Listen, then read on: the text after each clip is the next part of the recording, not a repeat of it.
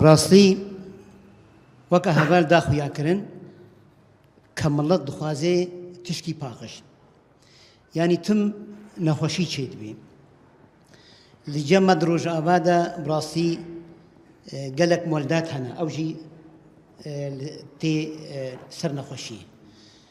مطعما جي هنا براستي أو فروجي مشوي الجموة تقريبا دروجات مينن صرفة واتنا دروجات مينن تين شوينن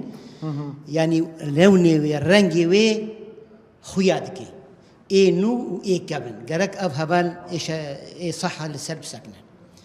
شاوى سكنة عندنا هبال نقوى هم ونهار المخالفة كي اللي خلنا وقت تقول دجار سيجار هيدي ملاطي خورا آري كاربن يجيبون نبي والله يا صحة تعداري المكر لأنه أبقوتن نام الله تيقوتن جارك دجار سيجار إنزاري بدنا مثلا جوارة بسجلين بهبال مزي أبجارة سيامتين والقراري ما بيكناين وقتي أبتشتقوت ما تحاكمي لسر خلاص تي برياري بس ينتحقي ويدا راست شبه وقت أقوتي دكاني دقري تفرني دقري أو الجم تدميني أما إن جبوي قوشت كرمك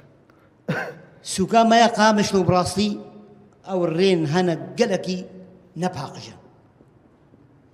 حاصتونا تابينا و يحاوي إزبالي تابينا وركوم تبي يعني ممكن بروجك يجي دراخن شارع داريا ما باجاري قامش له بروج كيف سروادا ناشي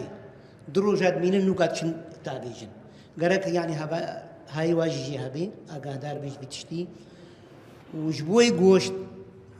رنجي قوشت خشخو خيايا إنو باقجا خيايا داري شاب خيايا